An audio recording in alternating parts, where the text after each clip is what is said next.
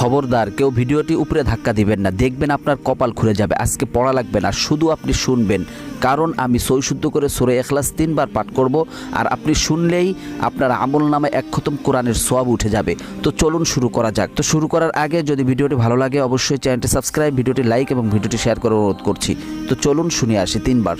বিসমিল্লাহির রহমানির রহিম।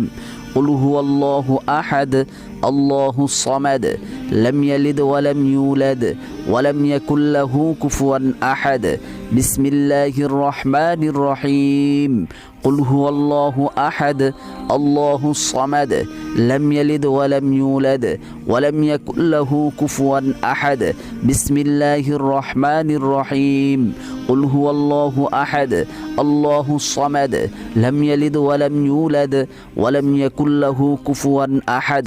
যারা শুনেছেন তাদের আমলনামায় 1 খতম কোরআনের সওয়াব উঠে গিয়েছে।